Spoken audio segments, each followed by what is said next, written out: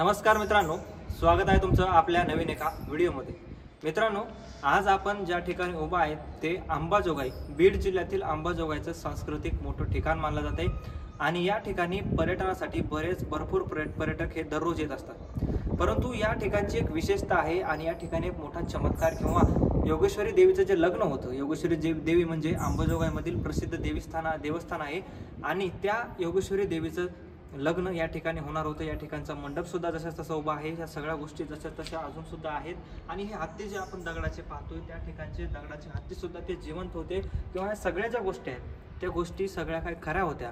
आणि परळी वैजनाथ जे की 5वं ज्योतिर्लिंग आहे त्याच्यासोबत योगेश्वरी देवीचं लग्न होणार होतं, मात्र ते लग्न काही कारणास्तव मोडलेलं आहे। ते नेमकं कारण काय आहे आणि या मागची गोष्ट काय आहे, ह्या सगळ्या गोष्टीचं दर्शन तुम्हाला आजच्या या व्हिडिओमध्ये होणार आहे। तर आपल्यासोबत काही व्यक्ती आहेत किंवा या ठिकाणचे रहिवासी आहेत, त्यांच्यासोबत आपण बातचीत करण्याचा प्रयत्न करूया। त्यांना काय माहिती आहे किंवा हे रहिवासी आहेत या ठिकाणचे, त्यांना सगळी या ठिकाणची माहिती असणार आहे, त्याच्यामुळे त्यांच्याशी बातचीत करण्याचा प्रयत्न करूयात, त्यांच्याशी जाणून घेण्याचा प्रयत्न करूयात की नेमकं इथं काय घडलं होतं, योगेश्वरी देवीचं लग्न होणार होतं का, आणि योगेश्वरी देवीची कहाणी जी सांगितली जाते लग्नाची, हा जो मंडप आहे तो मंडप कशामुळे आहे, हा हत्तीका नेमका कशामुळे आहे, हे तुम्हाला थोडक्यात हे सांगतील।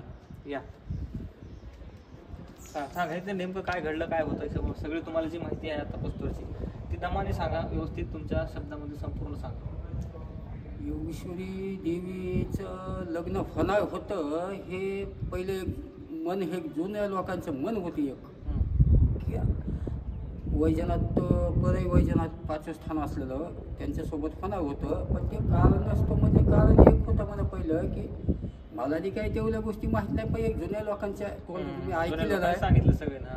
आणि फक्त ते म्हणे की पहिलं कसं होतं म्हणे की मन होतं की कोंबडीला बाग द्यायची आतच ते ठरलेलं होतं, एक आत होती म्हणे, ती कारण असतं त्यांचं काही बोललं गेलं, ते कोंबडा हरवला असं काही ते झालं, म्हणजे ते हे व्हायच्या आधी त्यांचं झालं पाहिजे असं मत होतं, पण ते तसं झालं नाही। आणि याच्यामुळेच हे लग्न मोडलं की सकाळी पहाटेचं जे काय होतं ठरलेलं होतं लग्नाचं की लग्नाची वेळ कोंबडा बागड्याच्या आधी सुद्धा हे लग्न व्हावं, अशा प्रकारची एक अट होती, मागणी होती। आणि याच्यामुळेच या सगळ्या गोष्टीमध्ये कुठंतरी सांगण्यात येतं की अशा गोष्टी ज्या होत्या ती मोडल्या लग्न। आणि हा जो मंडप बघू शकता या ठिकाणी, आपण मंडप दाखवा, मंडप जो आहे परळीला जाते भुईवाट, इकडे घ्या। परळीला जो इथून म्हणजे लग्न मंडपात जे वराड आलं होतं ते एक म्हणजे खरं आहे, कारण ते पूर्ण जे वराड आलं होतं ते पलीकडे एक समजा रस्ता आहे, त्याच्यामधून एक मेंढी पाठवली होती, ती मेंढी परत परळीला निघाली आणि काही मेंढ्या मेल्या, अशा प्रकारचं एका म्हणजे धनगरानं पूर्ण मेंढ्या सोडल्या होत्या 100, तर एक मेंढी परळीमध्ये निघाली होती। त्याच्यामुळे ही जी रस्ता आहे तुम्हाला दाखवतो, चला तिकडे। रस्त्याचं काय आहे, हे रस्ता जे आहे ते परळीला जातो, हे रस्ता परळीला जातो म्हणजे परळीमध्ये निघाले रस्ता। तर बघा हे जे रस्ता इथून जो होता त्याला दिसला रस्ता, पूर्ण रस्ता ही चालू होता, म्हणजे हा रस्ता इथून परळीपर्यंत गेलेला रस्ता आहे, पण नंतर हे बुजून टाकले, परळीला हा रस्ता गेलेला आहे। आणि ही जी पूर्ण मंडप दिसते पूर्ण सजावट केलेली होती, हत्ती जिवंत होते, ठिकाणचे दाखवा सगळे, जिवंत हत्ती दाखवा। परंतु जिवंत हत्ती असताना देवाला ज्यावेळेस देवीचं लग्न लागलं होतं, देवीचं लग्न लागत असताना देवीनं अट घातली होती देवाला की माझं लग्न तुमच्यासोबत होणार आहे, ते कोंबड्यानं बाग द्यायच्या आधी हे लग्न झालं पाहिजे।